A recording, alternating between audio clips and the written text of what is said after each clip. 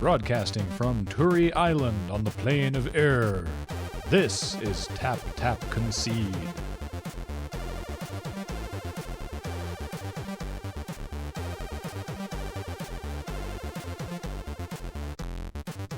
I don't know if it's The plane of error.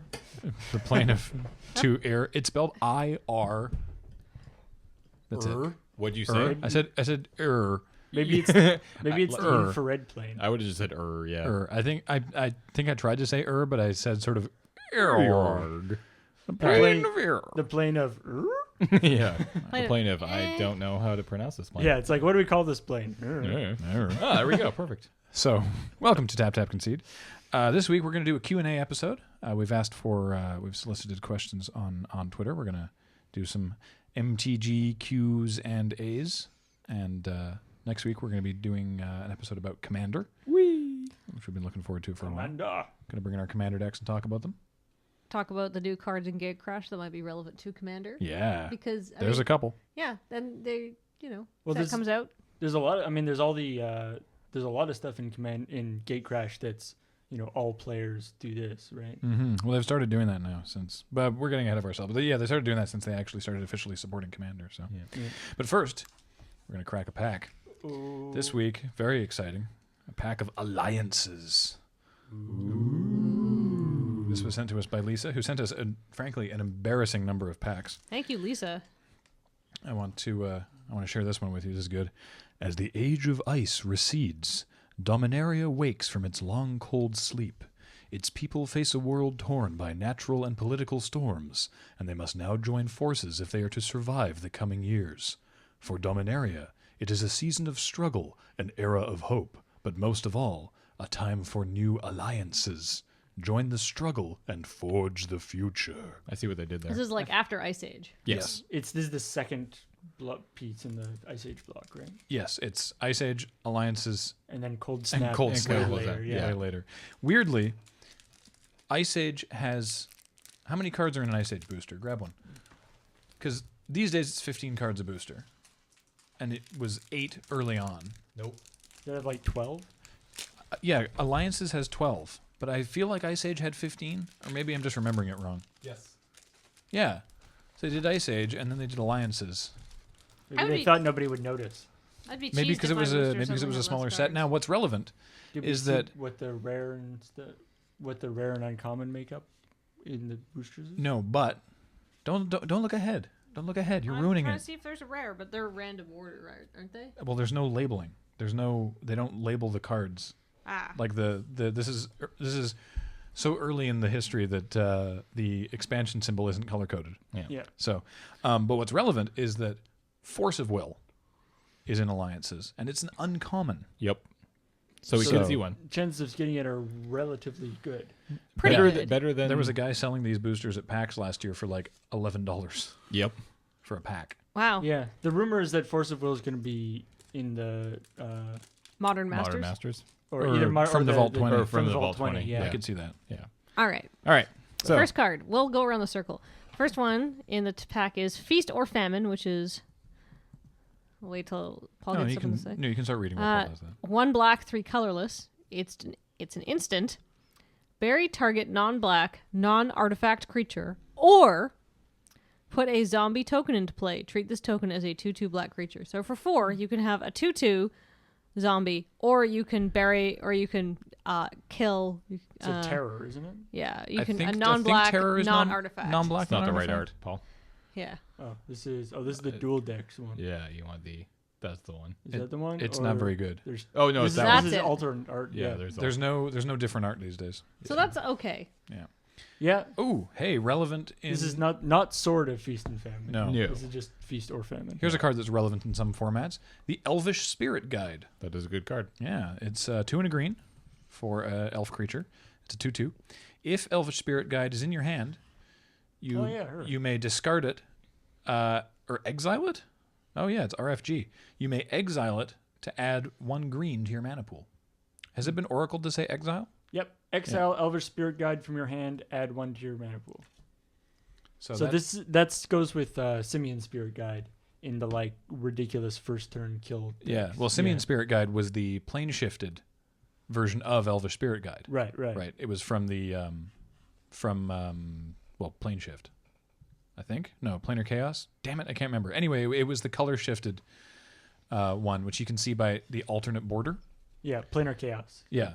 So you see from the alternate border of the Simian Spirit Guide, it's exactly the same but shifted. This is something that they did in Planar Chaos. They took cards that were distinctly one color and put it into a different color. So also in that set is Damnation, which is the black Wrath of God. There's Damnation's so good. I think it's Brute Strength or something, which is the red Giant Growth. I think it might be called something else. But anyway, James. We have the Keldoran Home Guard, KJEL. Kjeldoran. Kjeldoran. KJEL. Kjeldoran. And then Doran Home Guard. What's he do? He is a... I have him in my stuff, yeah. He is a soldier. He is 1/6, and at the end of any combat in which Keldorran Home Guard, Keldoran Home Guard attacked or blocked, put a -0/-1 counter on Home Guard and put a deserter token into play. Treat this token as a 0/1 white creature. Kind of like the flavor on that. I like Kel Jordan. It sounds like someone from Yeah. like an old Nickelodeon show. No, that's the Air Jordan Home Guard. So the Home Guard is kind of crappy. Like not necessarily the card, but the Home Guard just is not very good. No.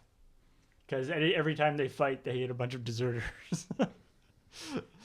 Is that like any good as a card? No. Not really. No. If it was 1/1s that it made, that would be interesting. Yeah, like I would. If you cut off 1/1, like its power went down, but you got a 1/1 out of it, that would be good. Mm-hmm. What do you got, Paul? All right, you're doing both now. I have something good. Urza's. Well, I don't know if it's good, but it's got Urza's in its name, so it's got to be fun. It's got to be Urza's Engine, Which which is a 1/5 for 5 colorless artifact creature with trample. Sweet. 1/5 with trample. I like and it. oh man, this is gonna be great. 3, it gets banding until end of turn. or 3 colorless, all creatures banded with Urza's Engine get trample until end of turn. What? So you have to pay 6 to give other creatures banding or other creatures trample. Yeah, that seems bad. It's basically it's like Soul Bond. Yeah. Yeah. It's like this is the. I mean, they talked about that a little bit. They're like Soul Bond is kind of the fixed version of banding. This is when they kept before they kept keywords to a specific set. Because banding was in a bunch of stuff early in Magic's history. It was like an evergreen mechanic for a couple years. Right, Yeah. right.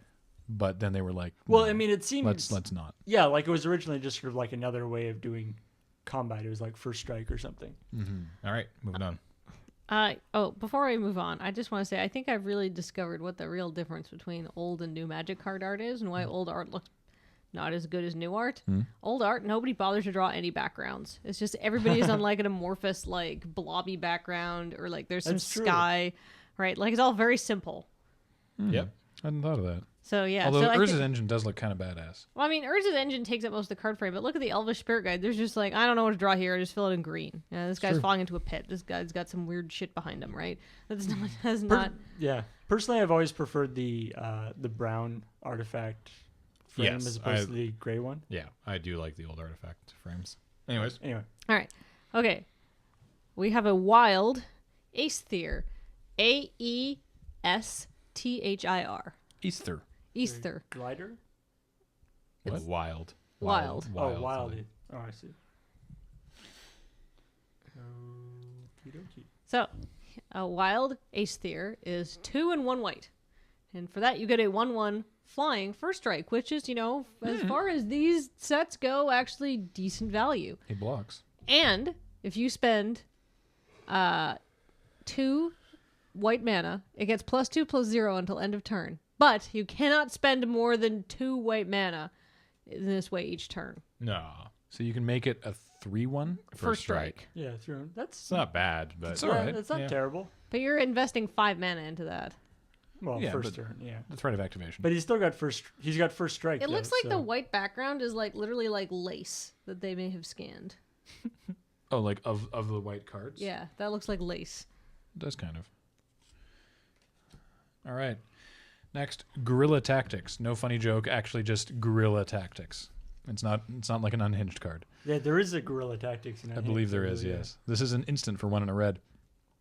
Deals 2 damage to target creature or player. If a spell or effect controlled by an opponent causes you to discard guerrilla tactics, reveal it, and it deals 4 damage to target creature or player. That's actually really good. I like that. So it's 2 damage for 2. Yeah. If you're forced to discard it, then you reveal it, and it's 4 damage for free. Let's see. That's actually pretty decent. That's the 10th edition one. Yeah. Yes, that's So that one was actually reprinted. that is the one you want. Is the one? Yeah. All Is right. that common? That's good. That's a good cube card, to be honest with you. Yeah, it is For common. if you had a pauper cube. Guess what you have, James? Okay. So I have another Kill Jordan. This time he's an escort. Hey, Jordan, how's it going? You have an Air Jordan. Kel, Jordan, how Kel you guys doing? Jordan. Yeah. But which May I Jordan? ask your? Kel I Jordan? love the art on this card. Escort? This is hilarious. He's riding what looks like it's a dog. Oh man. He is no, wrong one. The one from Alliances. Make sure you're always getting the I one had from this Alliances. is the Alliances one. There's 2 arts. What? I thought they'd stop doing alternate art at No, this time. no, they still were doing. Oh yeah, alternate I arts. totally have this guy too. So he is a 2/3 for 4, 2 and white, 2 and 2 white for with banding. The thing is, like, I have literally no idea how powerful banding was. Like, if you could actually figure out What how a it worked, huge dog. was I banding know! any good? The dog is giant. Wow. Yeah. All right, so I like that these, guy is meh. I like that, like, both art. He's Obviously, riding the dog. Yeah, they're definitely on the same page. Mm-hmm. All right, what's your part? That's a normal. one. That's not like a Kithkin or anything. It's a normal Swamp dog. Mosquito. Yeah. He's a for 1 black and 1 colorless. Let me guess. He's a 1/1 flyer. Nope. He is a 0/1 flyer.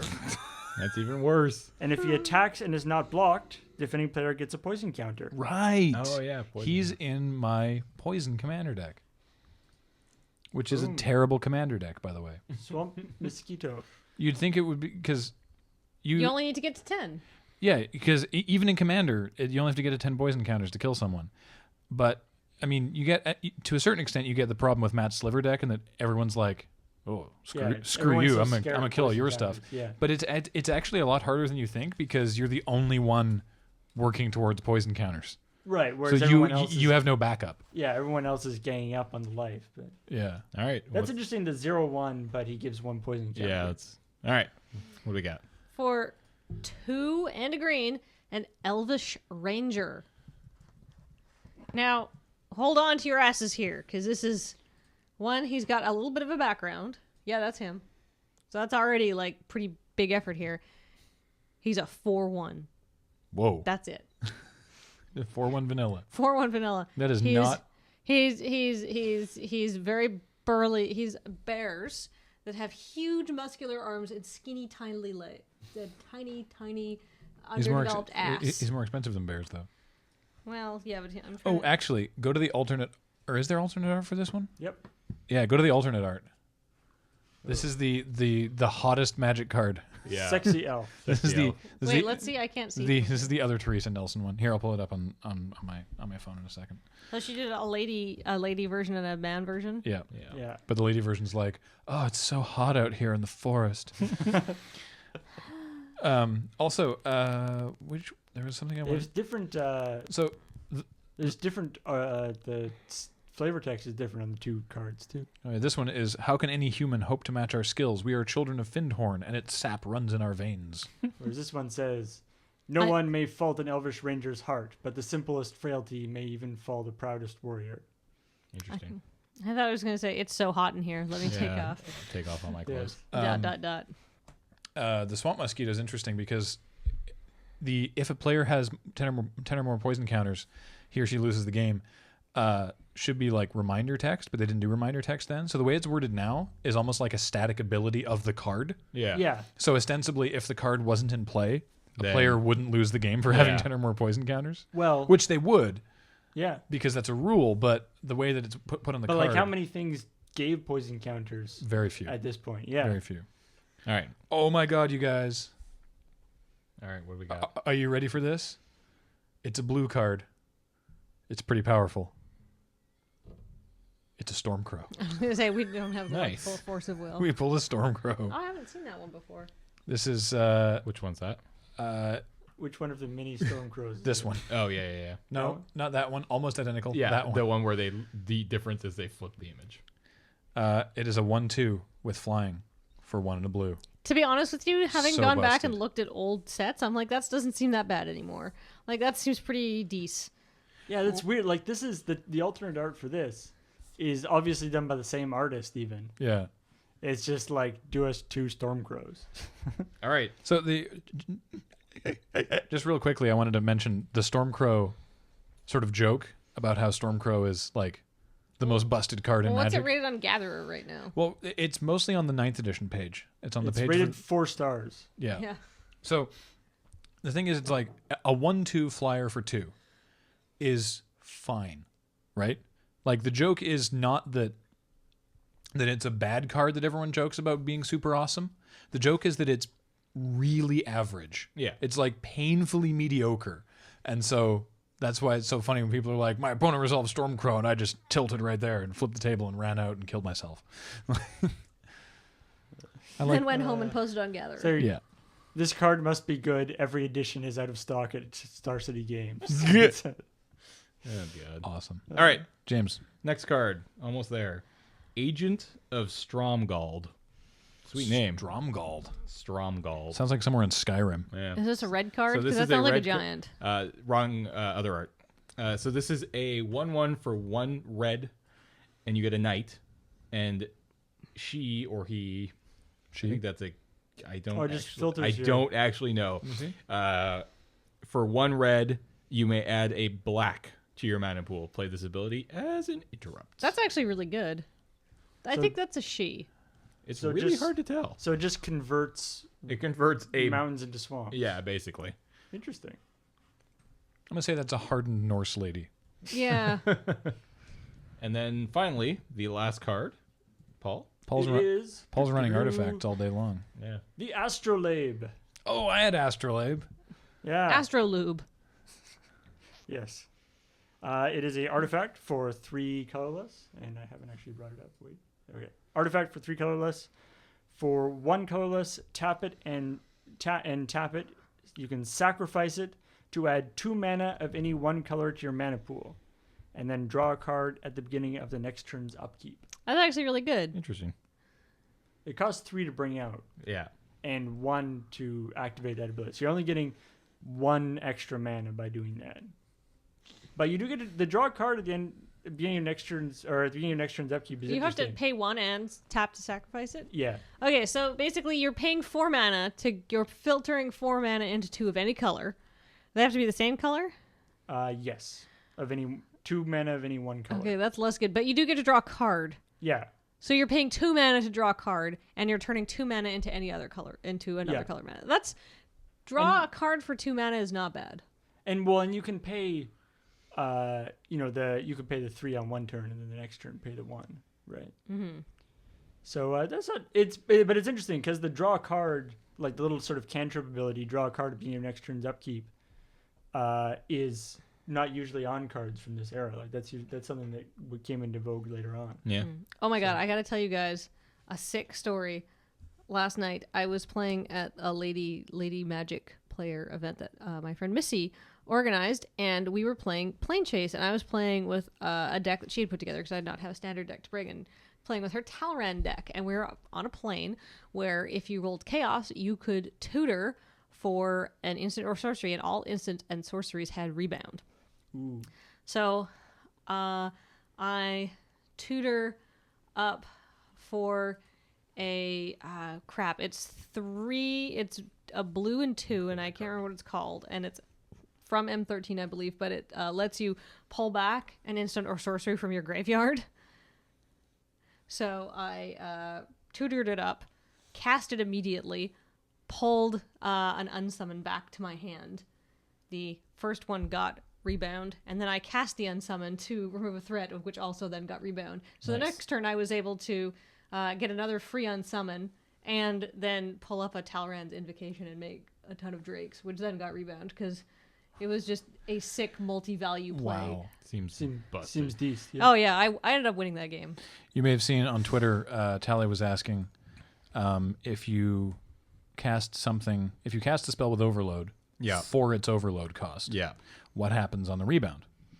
Which is that it doesn't overload. It doesn't overload. Because paying for overload is an alternate cost, and when something rebounds, you can't pay any alternate costs. Correct. We had another question about cards that rebound if they have landfall. And I, as amateur rules judge trying to apply logic, also the person who at the table knew the most about Magic, I was like, there's no way you would get the landfall the second time, because the condition of landfall is if it's played and you've put down a land already this turn. It's only your upkeep. You Yeah. haven't played any land. Yeah. Yeah. That is right. Right. Unless you can somehow flash a land out Yeah. during your There- yeah, upkeep, you which can- I don't know that you can. There's some things that can, like there's guys that you tap to put a land into play. So What if you cracked? true. What if you cracked fetch land? Yeah. Jess Yeah. was not playing Yeah. fetch Yeah, play. Yeah, so but there- if you could like do there- that. if somehow you could get landfall before the rebound fires, then you would get it. Yeah. Yeah. Yeah. You could say, yeah. Yeah, if you cracked a snapland during your upkeep. All right. All right, so- quickly here. Well, but My other question with this pack though is what's our rare?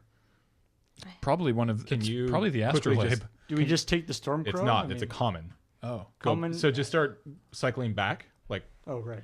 just hit back a couple times. Common. Common. I would probably be picking the Guerrilla Tactics for the damage, the Stormcrow because it's the only blue card, like honestly, beyond the Stormcrow joke, or Feast or Famine because it's removal or a guy if you need wait. it. Swamp Wait, Mosquito says rarity special. Special. What All does right. that mean? Oh. Oh wait, no, that's the wrong. Oh wait. No, Common. common. There might not be one. Common. Common. Common. Uncommon. Guerrilla Tactics Reprint is an uncommon. is a common. Did we just get all commons? No, the Oh, uncommon. Okay. Spirit Guide is uncommon. Urza's Engine is uncommon. All right. Okay. I know the Spirit Guide's uncommon. The Keldrorn Home Guard is uncommon. Yeah. It is. Yeah, it is. In its original thing. So maybe the very first card. Spirit Guide is It's uncommon. uncommon. And that could be Nope. common. No, there's no, There's no rare. rares. Okay. No rares. Spirit Guide's definitely the money here. Yeah, it's like $6. Is it really? Yep. Were I in a draft, I would be tempted to take the Agent of Stromgald just because I like mana fixing. But I would probably take the Feast or Famine because it's removal, even though it's kind of janky removal. Removal or a guy if you really just need a 2/2. Yeah, it's yeah, true. because the problem with the agent though is that if this is first pick, Yeah. it's two colors, right? Yeah. Like, Yeah, no, I think it's just Feast or Famine. All right. Let's All right. move on to the Q's and the A's. All right. All right. These are questions on the LRMTG Twitter. DJ Ten Eyes is asking, what is your preferred style and method of shuffling? Do you do whatever you can, or do you find ways to preserve card quality? Well, I preserve card quality by using sleeves, Yeah, sleeve up your but cards. I pretty much always riffle shuffle. always riffle shuffle. I will pile shuffle, not necessarily to shuffle, but to count my cards. Yeah, Like that's the only reason I pile shuffle is to because count. the best. We actually read a great article about this a while ago. I have no idea where it was, but the best way to ensure that your cards will be as random as possible, because you want randomness. Yes. Is as long as you built your deck properly, is to just riffle shuffle it like 6 times. Yes. And you're Yeah, done. assuming that you can riffle shuffle properly. Yeah. If I'm I at a usually do it in 2 pre-release, piles with Commander. if I'm at a pre-release, I do a pile shuffle and then a couple riffle shuffles, just because I don't want to take forever shuffling my deck. But people, like, if I'm like playing in any kind of event where I'm not playing with people I know, I want to make it like pretty obvious that I'm clearly shuffling my deck and stuff like that, just for their peace of mind. If I don't, like, obviously I'm not paying attention, but if I do not see my opponent shuffle, I am immediately extremely wary, right? So I'm like, I'm just gonna pile shuffle in front of you. But if I'm just like playing casually, I will do this, but with And, sleeves yeah. and mixing. the It's a lot cards up. easier with sleeves. I like the like if I'm just like if you're doing a draft and so you have like your cards and then your land as separate when you start. I find a pile shuffle works well just to sort of get the land relatively evenly distributed. Mm-hmm. And then you riffle shuffle a whole bunch of times to make sure it's. But otherwise, you get the thing where, like, if you've got the land in one hand and the cards in the other hand and try to riffle them together, it doesn't work. Yeah, it out doesn't very work well. that well. Anyways. So yeah. Okay. So a big thing with pile shuffle though is that don't always, like, if you're doing 5 piles, don't always pile shuffle in the same order. Yeah. So you're like 1, 2, 3, 4, 5, 3, 2, 5, 6. Like just move it around. Like don't. Otherwise, you'll thread your cards the wrong way. I have on occasion pile shuffled and then pile shuffled again and completely undone the entire shuffle by mistake, and so I ended up with just a giant clump of land. It was bad. All right. So there's a question from Donald. What are some of your favorite card nicknames from Gatecrash? And I'm trying to remember. So I'm flipping through to see if I can remember any specific. By far, my nicknames. favorite is the what's all this then? Oh yes, Murder Investigation. Murder investigation. What's all this then? I kind of like Chad, Champion of Justice. Well, that's Gideon's always been Chad. I haven't, like, to be honest, like, the So- nicknames, I feel like they haven't been as big. Extort Bear, Syndicate of Tides. Yeah. That's more of a description than like a nickname. Yeah, I love the flavor of murder investigation. Oh, what about Froculus? The Froculus, the Frildoculus. I do like calling the Zertos swine the bigger pig, just because Big pig. Yeah. Big Pig was the nettle swine from Avison Restored. I really hope they print an enormous boar in Dragon's Maze so we can call it Biggest Pig. Or just like a Normabore. How Oh, do you Norma spell boar. the swine? The Zerta? ZHUR. Ah. One sec. I mean, there's a lot of people Here's like bigger pig. people joke about raising hell with the Hellraiser Goblin, but that's not really it's not really a nickname. Well, of course, just Mad Skills. Like, there's no way that card was not going to be called Mad Skills. Yeah, that's true. I'm sure that they knew that a long time ago. We're just sort of flipping through the. Once again, Wrecking Ogre. People talk about getting wrecked or he's a wrecking machine, but there's no actual like nicknamed. Oh, okay. So Croconura, I've heard called the Frogodile. The Frogodile? Well, because Is he's he a frog crocodile? Yeah, I like that. I've He's a never heard crocodile that, frog. though. That's funny. Frogodile. Yeah, I like that. Experiment 1. He's the human ooze. I've heard him called something. I can't remember what. Slaughterhorn? No. Wasteland Viper, the card that we cannot find to save our lives. Did you look at your house? No, I forgot to check. All right. Aurelia's Fury. I haven't heard any actual nicknames for Borborygmos apart from like Big Borb, Big Borb, I've heard Bobo. It's- but I've heard people mispronounce him a lot. Yeah, Yeah. the problem is his name is kind of hard to pronounce, It's- especially if you're just looking. Borborygmos. Yeah, it's Yeah. not. It's yeah, And so, but yeah, Borbor I've heard a lot. yeah. Borbor, Bobo. Oh, the Duskmantle Seer, by the way, has a I like Bobo. amazing front face. No, he's like, I've called Duskmantle Seer the Flying Double Bob, but that's a pretty. that's what he is. That's just a card description. I know. Bob being the Dark Confidant from original Ravnica block that did that same ability, but only to you. Yeah. So this guy's flying. He does it twice. Frenzy Tilling, Ground Assault.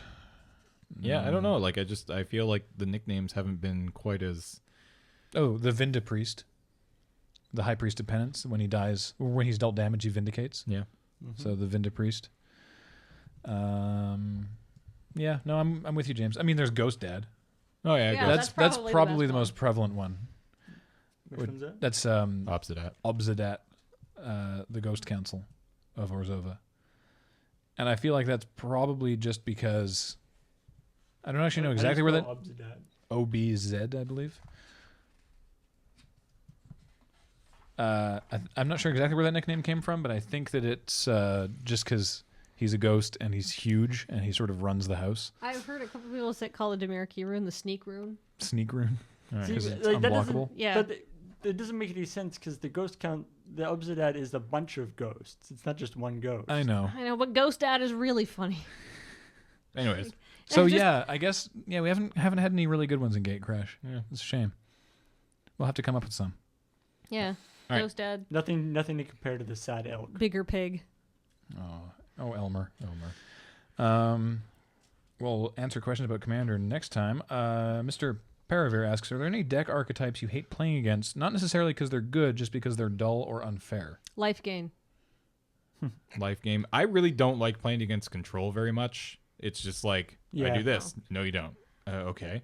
Next turn, I do this. I- No, still no. It's just like, oh, okay. Just like in general, I just don't like that part of Magic, the countering part. I don't Yeah. like playing it, and I yeah, don't like playing I hate against it. playing it, and I don't like. Yeah, So it's just me. Like- It's because it stops me from playing what I want to play, right? As Yeah. opposed to like opposing it. Magic to me is an interactive game, and when I'm not doing anything, it's not very interactive. I prefer the flavor of control where you're like bouncing creatures or like killing their dudes, like black control basically. Yeah, like Because that's you're at least interacting with the board. yeah. If you're interacting with creatures that I've been able to cast, then I'm more It's okay with it. It's still frustrating. It's when I can't, like, it's when I When you can't have to, actually stick anything. And basically it's just like, no. what used to be called the permission deck. Yeah, exactly. Ugh. Anyways, I played against that and it's very frustrating. But I hate life gain because the problem with playing against life gain is they don't win the game by gaining life. They just make it go real long. Two life gain decks fighting each other is always hilarious. Oh my god. Oh, it's the worst. I have 150 and you have 120. And of course, I'm winning. And of course, land destruction everybody hates. that's true. All right. What is the worst card you are likely to run in your decks? Like worst in the sense of like lowly rated, like generally considered pretty bad. But That you would run in like a. In what kind of deck? I don't know, just like a says draft deck? in your decks. I guess we could say Gatecrash Limited, just to narrow the question down. like Are there cards that are generally considered to be poor that you will actually pick fairly highly in limited? not like there are cards that if it has to come to it, it'll be my 23rd card.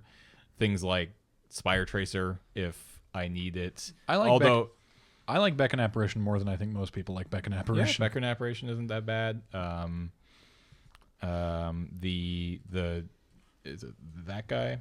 What card's that? That's a no, Thousand that's Lashes. a good You card. mean this guy, the veteran? No, the other is it? It's another Orzhov card. The discard 2. Oh, Purge the Profane. Yeah, that's a card. Like there's a couple cards in every guild that you're not super happy that you have to run, but it's not the end of the world sort of thing. And, they can, and if they fill out your curve. and It's they do. better than say the just completely unplayable cards that you just don't want to have to play. Yeah, it's like, do I want to play a Spire Tracer or Serene Remembrance? I'm going to play that Spire Exactly, Tracer. you're going to play that Spire Tracer. Yeah, absolutely. So, I'll run Skullcrack. I know that it's bad because yeah, it's just to the dome. again, that's just not the best. but But no, it's not. But if it's your 23rd card. yep. Ryan asks, are there any tips on getting started with Magic Online? I figured I would get more into it. I was wondering what is a good point to start. It's tough. It's tough because like What are you doing for a start? yeah, Are you like doing what do you want to do? Do you want to constructed or draft? Here, okay, so like straight up, neither myself or Graham play constructed online. I would like to. I'd like to try to get into it. I just don't have the. To be honest, like I can't justify the expense right now, but I would like to get into it. I mean, like it's just something I think you just gotta do. I don't know if there's any like, if you want to play constructed, then go in. There are lots of bots out there that will sell you cards, like a whole bunch of like uncommons and commons for really cheap. You can build like simple little standard decks and play in the just for fun room. See if you can convince a friend or something to join you, so you're not just playing against people who might just pop into those rooms to crush people with their $600 deck because they are bored. And jerks. And jerks. Like the biggest thing I would suggest if you're just starting out on Magic Online is play as many low stakes. Yes, absolutely. Stuff, just because the Magic Online interface is not that intuitive, and games are timed, and so just getting comfortable with how the sort of stopping in different phases and how the actual interface works before you like get into doing 8-4 drafts or whatever. Yeah. That's I would suggest doing that, and then once you're pretty comfortable with it, then the drafting and stuff is a lot of fun in Magic Online. Yep. Absolutely. But the doing stuff when you're under a time crunch can be tricky. So yeah, draft Swiss. Yes, draft Swiss. If you find that you're, if you get to a point where you're winning Swiss like more than I'd say like 50 or 60% of the time, then you could probably feel pretty comfortable moving on to the 8 force. Don't try to avoid the 4-3-2-2s. I'm not going to tell you shouldn't, but they're not the best. They seem like they are, but they're not. They just, they aren't. So, I mean, basically the payout on them is really bad, but if you just want to play Magic. Then Swiss. yeah. Because then you're for sure going to get to play 3 rounds. No, Yeah. that's true, Yeah. Like, and then, move on to the 8-4s because seriously, nothing is sweeter than winning an 8-4. And we're going to make this our last question, unfortunately, because we've run out of our time. Oh, right no. here. When drafting, what do you look to pick to first pick in the absence of a bomb? Removal. Oh, I wasn't even going to have like such a good answer, but that is a good answer. No. I was just going to say like just look for the best card that like the card that seems the best in a vacuum. Yeah. Right? Like if there's no big bomb, I'm going to look at the uncommons and some of them might not be amazing. I'm going to definitely look at all the commons and maybe I'll take something like the Syndic of Tides. Yep. Right, which is a 2/2 for 2, so he's a great guy and he has Extort and he works in the Boros deck and he works in the Orzhov deck. Yeah, Right? so like That's an important thing too. Is something is, that's good across decks. is keeping yourself open. Yeah, if you can. Especially like if you're drafting and you open Ghost Dad, for instance, you're gonna take Ghost Dad because he's awesome. But that kind of shoehorns you into Orzhov for the rest of the draft, and that's fine because you have this crazy bomb to draft around. But if you open up your first pack and it's a just unplayable rare, It's like Enter the Infinite or something. yeah, make Like, sure whoa. that your first pick is not some multicolored common, which is it's okay, but it's only good in that deck, right? And I think that's just general for a general gatecrashship, and overall is obviously there's try exceptions, but try to keep yourself fairly open for the first couple picks. Try not to force yourself into any one guild right away. I mean, if you do open like Enter the Infinite and there's a bunch of like mediocre blue and black and green cards, but there's a Wojak Halberdiers. Yep. All right, fine. Then take them. They're 3/2. They cast for a red and a white. Yep. And that that's putting you in 2 colors. But if there's nothing else in the pack that screams red or white, then you're also sending a signal there. Yep. That red or white might not be open, and then hopefully you'll be able to get them. Signaling is a whole other thing. There's actually an article up on Daily MTG about it that Marshall wrote. But it's, I mean, the main like thing, removal is good and creatures are good, but the main thing is to keep yourself Yeah, open. removal Yeah, and evasion. that not locking in your colors has a distinct value. So if you're trying to decide between 2 different cards that are approximately the same in quality, if one of them is a double mana cost and one of them is a single mana cost, then that's what you want to go for. Yeah, that's true. Not just like Or if there's an artifact, and Yeah. you're like, yeah, awesome. not just that's less relevant in this set, Well, yeah, but 'cause that's there true. isn't really any good artifacts. But the in Gatecrash. that's true. Like to take into account that like not just a card that casts for 2 different colors, like say like a Ground Assault that casts for a red and a green, but something like Homing Lightning has a double red in its mana cost. So Right. you need to be heavy red to want to include that, and so you'd want to go for something that maybe only casts for So- a single red and some colorless. But that's sort of, I guess that would be considered like the tiebreaker in a lot of ways. Mm-hmm. So you obviously still want to go for the best card, Yeah, but I've seen people first pick Homing Lightning. but that's something to check out. Yeah. All right. And there was Question. one other thing I wanted to mention. Now I can't remember what. Oh yeah, don't be married to your first pick. Like it was the only card you got to pick in the complete absence of anything else. But don't feel you have to run it. It doesn't lock in your colors. No, if you get like 3 or 4 picks in, and you're like, wow, there is so much green here. I'm gonna start taking green cards. Yeah, it's better to go into the color that's open and will make you a good deck, even if your first 3 picks are blue. But that's it. It can be tough to read those signals. Yeah, I mean, even when you even if you open your second pack and you get a bomb in a different color, don't just be like, well, I'm not playing those colors. Yeah. Pass it And on. your first 8 picks, remember, are the absence of like are in the absence of like sort of everyone having seen them. Yeah. Right? So like what you get back from the pack you first opened is more relevant than your first couple other picks, because that at that point the pack has gone all the way around the table. Right. So if you get a Cloudfin Raptor, like if you open a Cloudfin Raptor pack 1 and you don't take it and you get it back, Simic is open. Yes. Also, Take that- people are dumb. also take that card. Yes. All right. There we go. So thank you for joining us on Tap Tap Concede, and we will talk to you next time.